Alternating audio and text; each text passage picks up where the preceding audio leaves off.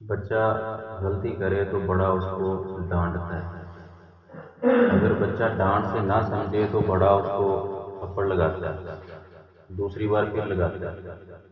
اگر پھر بھی نہ سمجھے تو اس کی پٹائی کی جاتی ہے۔ لیکن بڑا کبھی بھی یہ نہیں چاہتا کہ یہ چھوٹا غلطی کی وجہ سے اپنا نقصان کر لے۔ یقیناً اللہ رب العالمین ہماری اس محبت سے کہیں زیادہ بڑھ کے اپنے بندوں سے محبت کرنے والے ہیں۔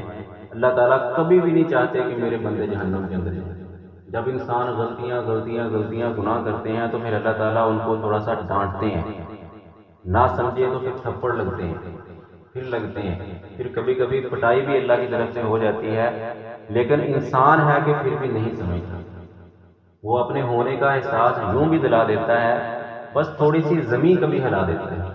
جیسے رات کو ہم نے دیکھا تقریباً 9:50 کے قریب زلزلے کے جھٹکے لگے، 7.7 شدت کا زلزلہ تھا، وہ تو ترکی میں آنے والا ہے، وہ 7.9 کا تھا، اور میرے خیال میں 2005 میں آنے والا اس سے کم تھا، یا 7.8 تھا یا 6 تھا، غالباً اتنا تھا۔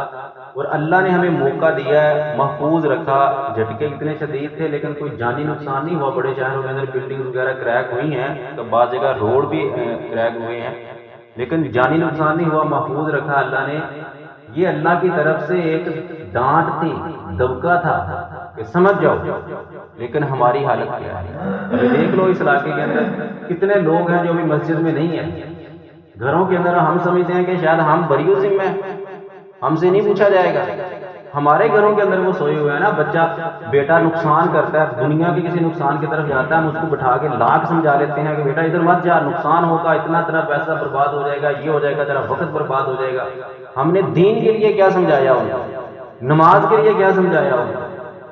بس ایک بار کہہ دیا بیٹا اٹھو نماز پڑھو، بس یہ جی پڑھتا نہیں ہے، ہدایت نہیں ہے، آگ میں جا رہا ہو دنیا کی آگ میں، تو ہم اس کو پکڑ کے کھینچ کے واپس لے آتے ہیں۔ کیا کہا تھا نبی صلی اللہ علیہ وسلم نے، میں تمہیں تمہاری پیٹھوں سے پکڑ پکڑ کے کھینچ کے جہنم سے بچا رہا ہوں، اور ہم نے کس کو بچایا جہنم سے کھینچ۔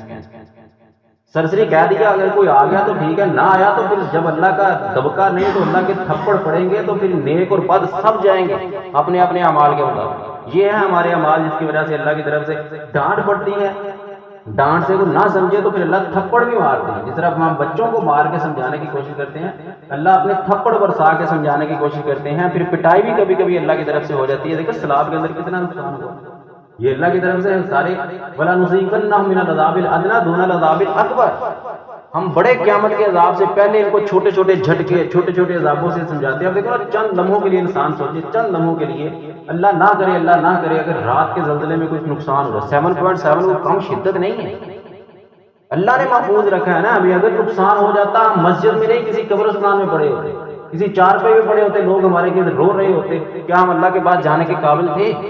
کیا ہر وقت ہم تیار ہیں کہ اگر ابھی نہ جانے اب تو کس بلڈنگ میں موت آ جائے، کس روڈ پہ جاتے ہوئے روڈ کے اندر دھنس جائیں، کس بازار کے اندر ہماری میت نکالی جائے ملبے کے نیچے سے، کوئی پتہ نہیں۔